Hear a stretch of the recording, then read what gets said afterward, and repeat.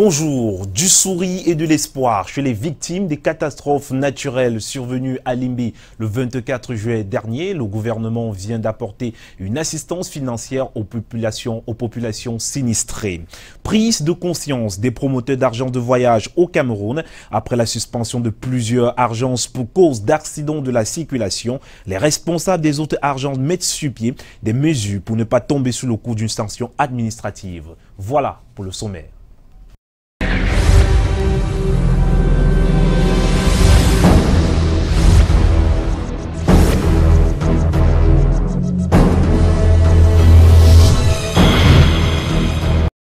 Bienvenue à tous au 13h sur Canal 2 International et on ouvre ce journal avec notre chiffre du jour qui est 5,414 milliards. Ce chiffre représente 1 milliard de francs CFA, la somme épargnée en vue de la constitution du capital de la Société métropolitaine d'investissement de Douala SMID. En effet, il ressort qu'à la date de clôture de souscription le 5 juillet dernier, 541,579 actions, je vais dire 50 400 actions, autant pour moi, ont été souscrites, ce qui représente la somme citée, soit un peu plus de 50% des 10 milliards initialement visés par la communauté urbaine de Douala. Et une note dans ce journal en ouverture, bien évidemment, ce vendredi 3 août 2018 se célèbre la journée de la boisson alcoolisée ou de la bière. Elle a été fondée en 2007. On se souvient qu'une étude du cabinet français Elvenius Nexus Situris a révélé que la consommation annuelle de bière au Cameroun en 2016 s'élèverait à environ 660 millions de litres de bière. Nous y reviendrons. Du sourire et de l'espoir chez les victimes des catastrophes naturelles survenues à Limbé. Le 24 juillet dernier, le gouvernement vient d'apporter une assistance financière aux populations sinistrées. Le préfet du FACO recommande aux populations de quitter les zones sinistrées. Inès Ondouambala. Le 24 juillet 2018, les fortes pluies se sont abattues sur la cité balnéaire de Limbé, causant de nombreux dégâts. À la suite de ces pluies diluviennes, des inondations, des glissements de terrain et des éboulements de terre ont arraché la vie à 6 personnes, laissant une dizaine de blessés. Face à cette situation, l'État du Cameroun n'est pas resté indifférent. Les familles sinistrées retrouvent enfin le sourire. Bon, je vais vraiment dire merci au gouvernement pour ce qu'il a fait parce que vraiment, les gens étaient dans les besoins avec tout ce qui s'est passé. Il y a eu beaucoup de choses, les familles se sont dispersées à cause de cela. Et si vraiment le gouvernement a pris le temps pour penser aux victimes, ça veut dire que c'est vraiment quelque chose de si bien de leur part. Donc je vais tout simplement dire merci. Elles reçoivent chacune la somme de 1 million de francs CFA pour organiser les obsèques des disparus et 200 000 francs CFA pour acquérir un logement provisoire. J'apprécie vraiment les grands cadres du Cameroun qui sont en train de nous soutenir aussi par rapport à l'accident qui a eu lieu. Franchement, nous avions vu l'effort que le gouvernement a mis en place pour aider vraiment cette population. Et comme il continue toujours à aider cette population. En plus de cette assistance financière, les populations victimes des sinistres ont reçu des matelas, des couvertures, du savon de ménage, des seaux, des brosses à dents et dentifrice. En leur remettant cet appui, le préfet du FACO, Emmanuel Ledouingamba, leur a demandé de quitter définitivement ces zones à risque pour que de telles situations ne se reproduisent plus. J'avais perdu l'espoir avec ma famille, mais le gouvernement camerounais nous a remonté encore une fois de plus pour le geste qu'ils ont fait pour nous. Une nouvelle page est définitivement tournée sur ces moments de tristesse vécus par les populations sinistrées de la localité de Mbunjo, dans l'arrondissement de Limbé 3e. Ça bouge depuis quelques jours dans le secteur des agences de voyage au Cameroun avec les suspensions récentes des compagnies impliquées dans les accidents de la circulation par le ministre des Transports. De nombreux promoteurs d'agences prennent des mesures pour éviter de tomber également sous le coup d'une sanction administrative. Une prise de conscience qui est de nature à rassurer les usagers quant à leur sécurité. Le reportage, Stéphane Binac. Les interdictions et limitations de circuler pour les véhicules et la suspension et retrait du permis de conduire pour les chauffeurs sont clairement énoncés dans un décret du président de la République signé le 30 juin 1986, modifiant et complétant les articles 33 et 47 du Code de la route. En général, le président, n'est-ce pas, à ce genre de décision, lorsque la sécurité en général n'est pas respectée. Et puis, le fait, n'est-ce pas, de soumettre certains conducteurs à beaucoup de voyages qui peuvent jouer, n'est-ce pas, sur sa concentration. Le retrait du permis de conduire astreint son titulaire à subir un nouvel examen de permis de conduire. Ça, vous devez le savoir. Certaines agences de voyage, pour éviter de tomber sous le coup des articles 33 et 47 du décret numéro 79/341 portant code de la route, ont mis sur pied plusieurs mécanismes. On met l'accent dans notre entreprise sur les services techniques. Notre flotte a été renouvelée à plus de 90%. Et avant chaque voyage, nous avons un mécanicien sur place à l'agence, comme celui qui est présent là, qui contrôle le véhicule. Avant que nous mettions le véhicule sur nous. Et à l'heure où je vous parle, nous avons un nouveau bus qui arrive et qui est actuellement à la visite technique. Le deuxième point, très important aussi, c'est le repos du chauffeur. Le chauffeur doit absolument se reposer. Donc, nous assurons qu'un chauffeur, avant de s'asseoir au volant et conduire les passagers, est en état de le faire, qu'il est bien reposé. Au cœur de ces moyens de prévention, l'outil numérique est de plus en plus sollicité. Même les vitesses sont codées, ce qui nous permet qu'à chaque fois que le chauffeur porte un passager qui n'est pas assis, aussitôt les chefs d'agence sont informés parce que l'image nous est transmise. Quand le chauffeur dépasse la vitesse autorisée, aussitôt nous sommes informés grâce au numérique. Et une fois qu'il arrive, parce que nous n'appelons pas le chauffeur pendant le voyage, une fois qu'il arrive, le chef d'agence de l'agence qui le reçoit l'interprète, l'interroge, il est mis en garde et si possible sanctionné. Mais au-delà de ces mécanismes techniques, la responsabilité du passager n'est pas à négliger. Car selon les autorités chargées de la sécurité routière, le passager a le droit de dénoncer un véhicule en mauvais état, un chauffeur en état d'ivresse et peut, en cas échéant, saisir les forces de maintien de l'ordre, police et gendarmes, entre autres. Nous sommes à un mois de la rentrée scolaire et c'est le moment pour certains parents de chercher un nouvel établissement pour leur progéniture. Les critères de choix varient d'un parent à un autre entre renommée de l'établissement, prix de la scolarité et proximité. Les parents sont partagés. Le reportage est signé Aimé Catherine Moukouri et Armand Pagna. Si pour l'instant c'est le calme plat dans les établissements, chez les parents, ça cogite quant au choix de l'établissement pour la rentrée à venir. À chacun ses critères. Monsieur Emmanuel Nga a jeté son dévolu sur un lycée près de chez lui. Je dirais premièrement la distance qui me relie de l'établissement et mon lieu de résidence. Deuxièmement, la renommée de l'établissement en matière de discipline. Parce que je n'aimerais pas mettre mon enfant dans un établissement où à tout moment on parle de délinquants. D'autres parents basent leur choix sur les expériences des proches. Mes aînés, n'est-ce pas, ont eu à inscrire leurs enfants dans cet établissement, donc j'ai eu le choix. Bon, à cela, donc, j'ai vu comment ils ont multiplié des réussites dans cet établissement. Raison pour laquelle moi aussi, j'ai décidé d'introduire les miens là-bas. Certains parents préfèrent décliner la responsabilité du choix de l'école à leur progéniture. Il a la responsabilité du choix parce que quand tu choisis pour un enfant, même un métier, donc quand il va dans le secondaire, tu choisis un métier, l'enfant te dit que ce n'est pas ça qu'il veut. Le facteur coût est par ailleurs très important pour d'autres. Il y a la sécurité, surtout que mon enfant soit à l'aise, que ça soit même dans l'eau. Peut-être qu'il n'a pas de maux de tête quand il rentre de l'école et qu'il paie la pension sans bégayer. Là, mon enfant doit fréquenter. Justement, en préparation de la rentrée scolaire, de nombreux parents sont à la quête de crédits dans les banques ou autres tontines pour s'acquitter de tous les frais qu'engage la scolarité. Et puisqu'on parle de préparation, il faudrait bien sûr acheter des livres.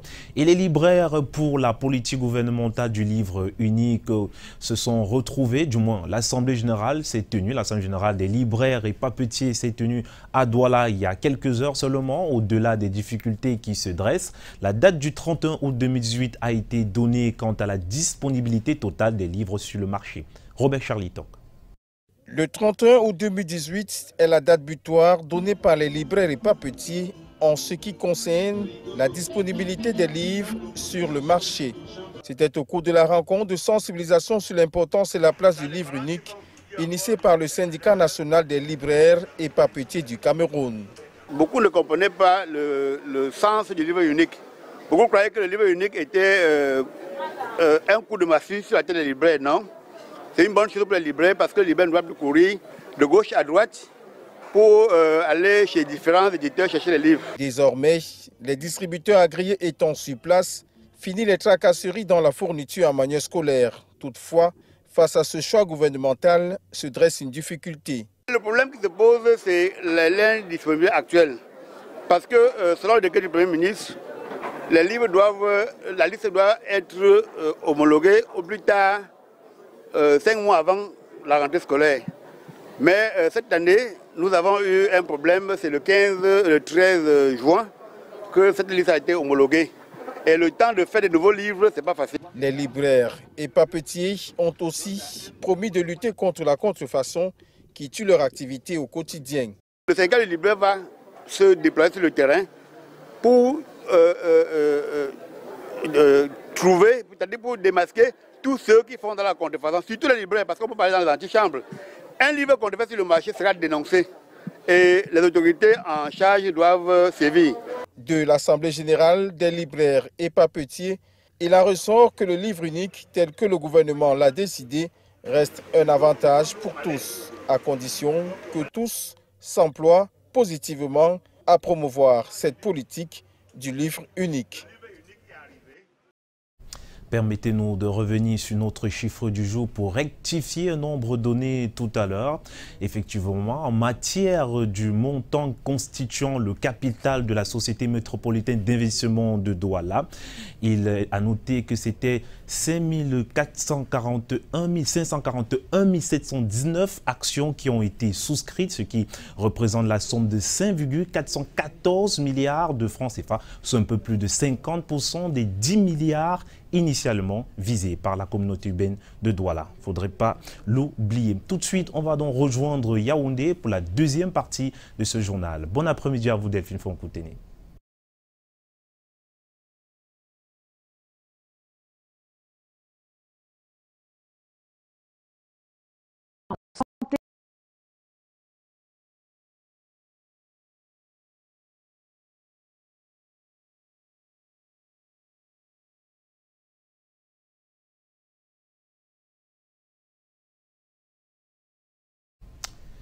Malheureusement, nous aurons Yaoundé dans les prochaines minutes. Poursuivons donc avec cette page étrangère, qu'il s'agit du Zimbabwe, bien évidemment. La tension monte du Zimbabwe alors que le pays est toujours dans l'attente des résultats de la présidentielle.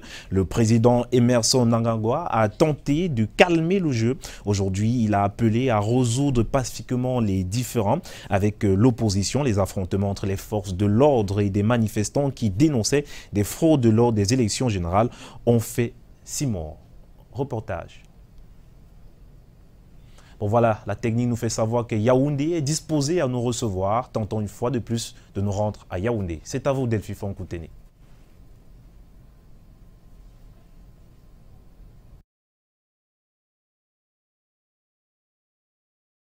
Après-midi, tout en espérant que cette fois est la bonne.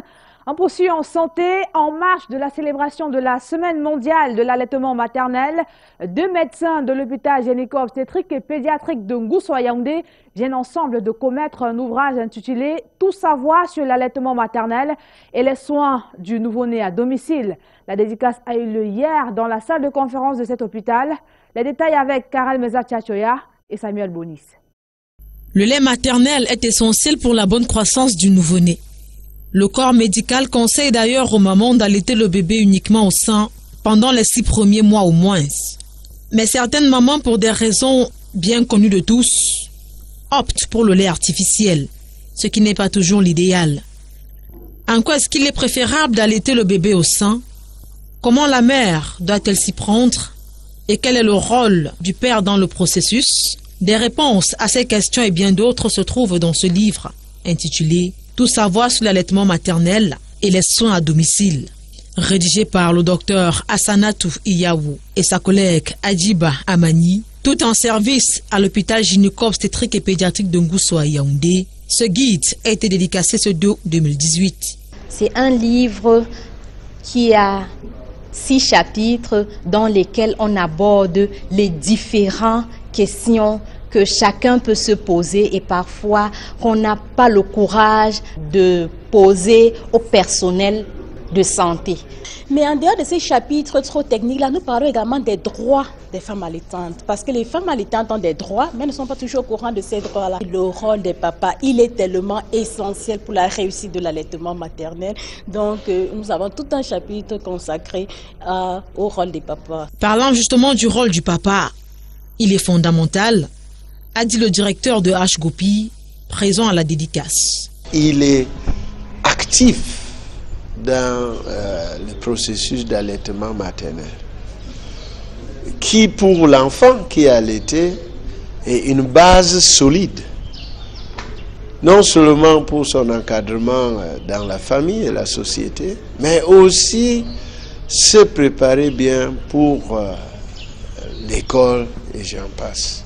Un livre qui arrive au moment où se célèbre la journée mondiale de l'allaitement maternel, commémorée cette année du 1er au 7 août prochain. Le ministre des Affaires sociales a présidé hier à Yaoundé la cérémonie de lancement des activités de la 24e édition de la journée des populations autochtones qui sera célébrée le 9 août prochain. Belle occasion pour passer en revue les actions menées pour améliorer les conditions de vie de ces derniers. Karel Mezatia une fois de plus et Luc Vondo. Voici à quoi ressemble la vie au sein des communautés Himbororo. Ces éleveurs nomades, qu'on retrouve majoritairement dans les parties septentrionales et méridionales du Cameroun, sont en quête permanente d'espace pour le pâturage de leur bétail. Mais à cause des changements climatiques et de l'insécurité, ce n'est pas facile tous les jours. Il y a des gens qui ont le bétail en brousse, ils ne peuvent pas aller là-bas à cause du problème de l'insécurité. Un autre problème que nous avons, c'est le problème des actes de naissance pour les enfants de Mbororo. Ce sont pratiquement les mêmes difficultés que rencontrent les autres peuples autochtones, notamment les Baka, les Bakola ou Bageli et les Badzeng.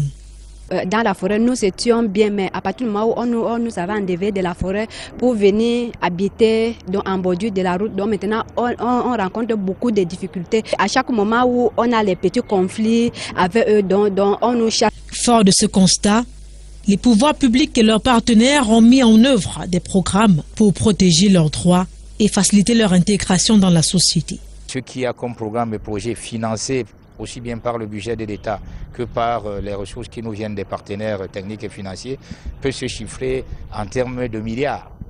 Sur les 5 dernières années, on est à plus de 2 milliards d'investissements concernant uniquement les peuples autochtones.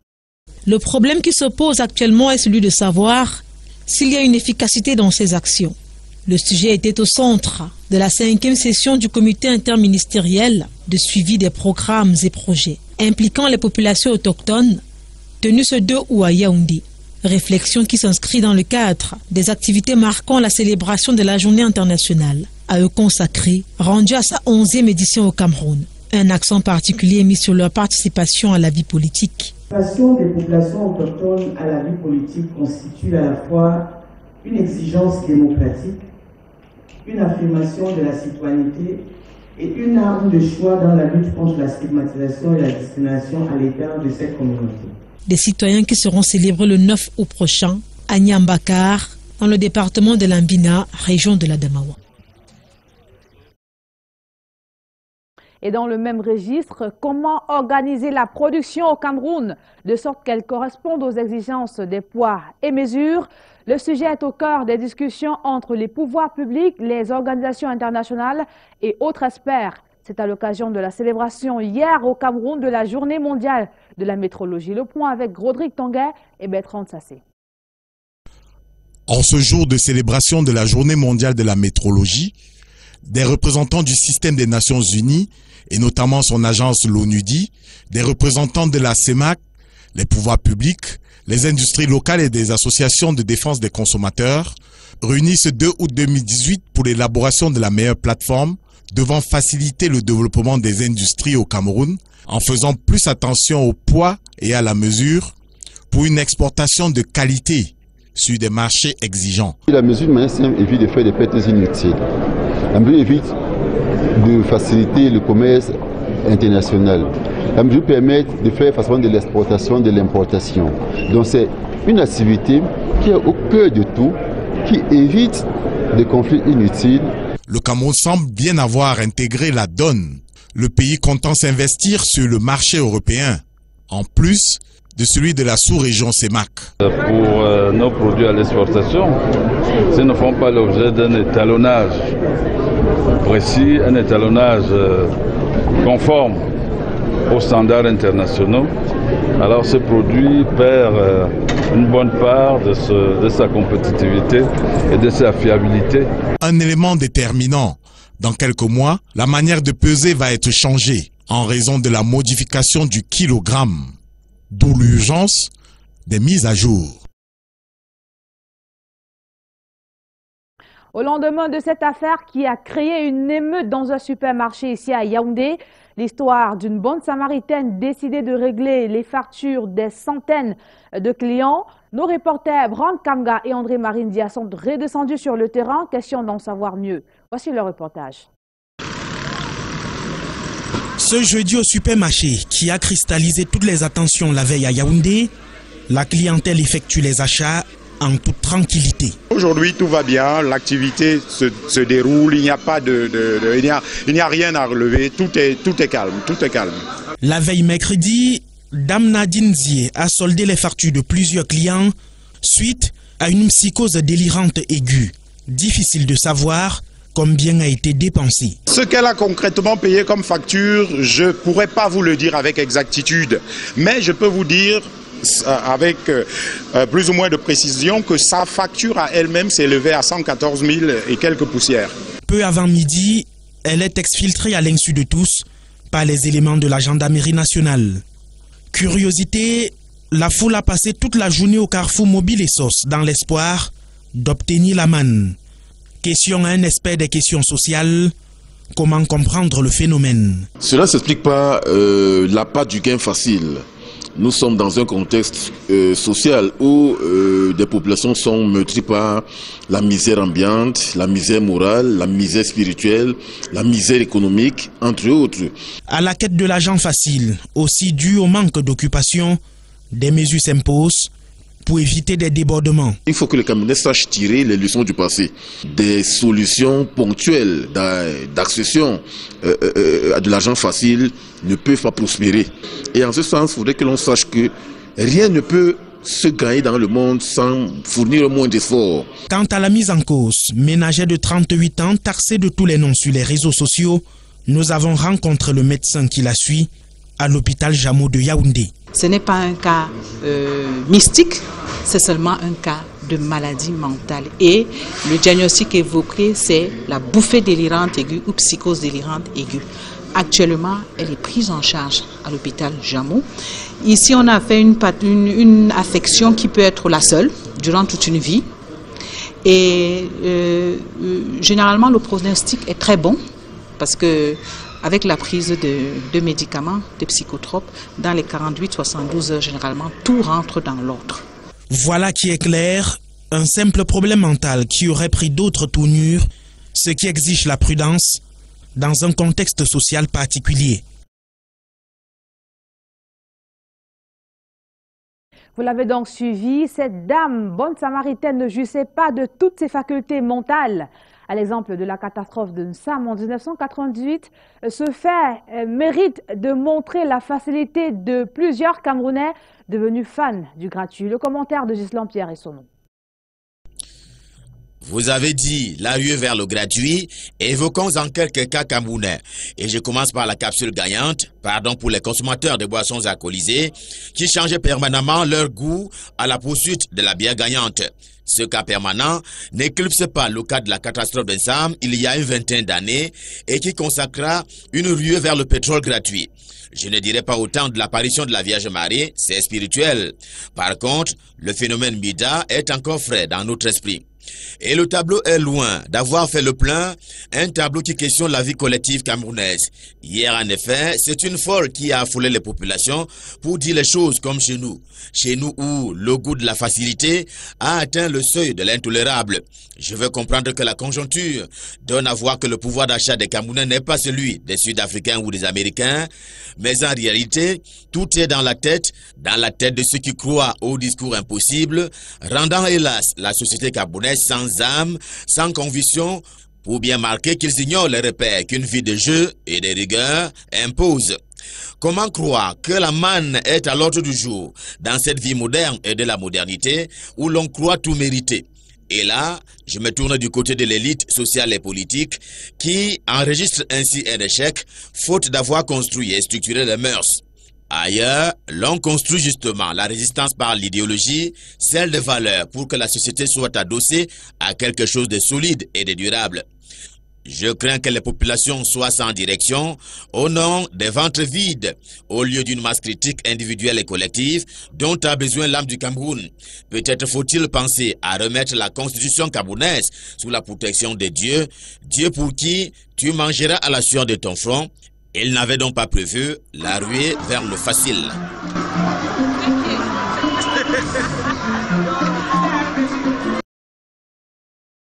Merci Ghislain Pierre et Sono. La suite du 13h et la fin, c'est à Douala avec vous, Junior Ossin. Bon week-end. Bon week-end à vous, Delphine Foncouteni. En tout cas, c'est la fin du 13h sur Canal 2 International. Prenons le rendez-vous lundi quand il sera 13h. Au revoir. Canal 2 International.